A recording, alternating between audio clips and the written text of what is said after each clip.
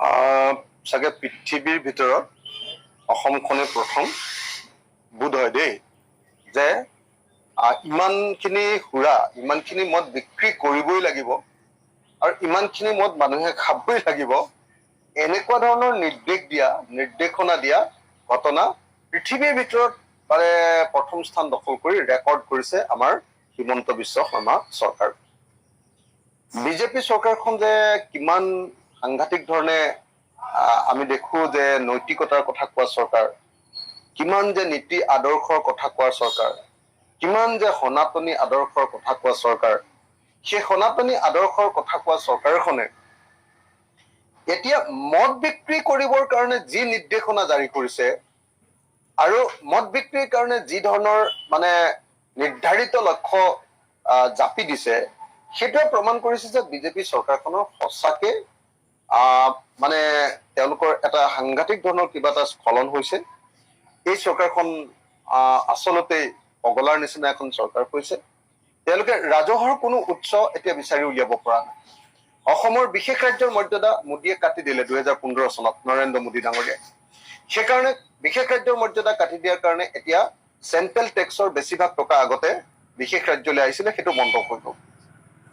কেন্দ্ৰীয় আঁচনি আৰু কেন্দ্ৰীয় পৃষ্ঠপোষক আঁচনি বিলাকতো 100% ধন আমি দেখিছিলো যে বিশেষ ৰাজ্যৰ কাৰণে মানে কেন্দ্ৰীয় চৰকাৰে বহন কৰিছিলে, সেইবিলাকো বন্ধ কৰি দিলে। গতিকে এতিয়া টকা কেন্দ্ৰীয় চৰকাৰৰ পৰা অহা টকাৰ পৰিমাণটো মোটামুটিৰে। আনহাতে আগতে কেন্দ্ৰীয় চৰকাৰে ৰাজ্য চৰকাৰ বিলাকক ধাৰ দিছিলে ঋণ, কিন্তু এতিয়া কেন্দ্ৰীয় চৰকাৰে ঋণ দিয়াটো অসমক বন্ধ কৰি দিলে। এতিয়া ঋণ ল'ব লাগে অকল বাহিৰৰ পৰা, অপেন মাৰ্কেটৰ পৰা, মুকলি বজাৰৰ পৰা বেছিকে সুদত এইটো ঋণ ল'ব লাগে। তো এনেকুৱা পৰিস্থিতিত কি হৈছে যে এফালেদি ৰাজ্যখন চলাবৰ কাৰণে ঋণ লৈছে আৰু আনফালেদি আমাৰ কৰৰ উৎসবিলাক নাইকিয়া কৰি দিয়াৰ কাৰণে, কৰৰ উৎস মানে আগতে ৰাজ্য চৰকাৰে কৰ তুলিছিলে, এতিয়া কেন্দ্ৰীয় চৰকাৰে GST লগাই দিলে। ৰাজ্য চৰকাৰে কৰ তুলিবই নোৱাৰে। কেন্দ্ৰীয় চৰকাৰৰ পইচাকেইটা ঘূৰাই দিলে ল'ব পাৰে, নহলে ৰাজ্য চৰকাৰ এতিয়া পংগু অৰ্থনৈতিকভাৱে। সেইকাৰণে এতিয়া পইচা তুলিবৰ কাৰণে অসম চৰকাৰে 2-3টামান বুদ্ধি লৈছে। 1 নম্বৰ আটাইতকৈ ডাঙৰ বুদ্ধিটো হ'ল মদৰ পৰা পইচা তোলা।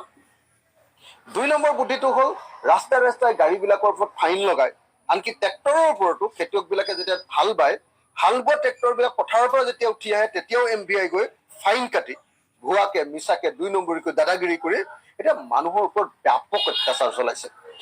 আনহাতে যেতিয়া এই অত্যাচাৰ কৰি পোৱা ধন আৰু ঋণৰ পৰা পোৱা ধন, এই ধনকেইটা লৈ আকৌ তেওঁ একদম মন মৰ্জি মতে হিতাধিকাৰী আঁচনিত নিজৰ মতে তেওঁ বিতৰণ কৰি ঘূৰি ফুৰিছে। এয়াই হ'ল আজিৰ দিনটোত অসম চৰকাৰৰ আচলতে গভৰ্ণেন্স, অসম চৰকাৰৰ শাসন, সুশাসন। তাক তেওঁলোকে সুশাসন কৈছে, গভৰ্ণেন্স বুলি কৈছে, যাক আমি কুশাসন বুলি ক'ব পাৰো, দুষ্কাৰ্য বুলি ক'ব পাৰো। গতিকে মই ভাবো যে বিজেপি চৰকাৰখনে অসমীয়া জাতিক ধ্বংস কৰিব খুজিছে আৰু বিজেপি চৰকাৰখনে সেইকাৰণে এনেকৈ অবৈধভাৱে মদৰ বিক্ৰীৰ টাৰ্গেট যিটো জাপি দিছে সেইটো বন্ধ কৰিব লাগে। মই অসম চৰকাৰক ৰাইজৰ দলৰ সভাপতি হিচাপে সকীয়াই দিছো যাতে এনেকুৱা ধৰণৰ দুষ্কাৰ্যক পৰা তেওঁলোক আঁতৰে।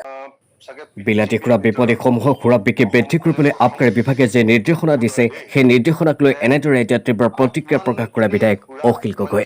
নিউজ ডেস্ক ৰিপৰ্ট, দৈনন্দিন অসম।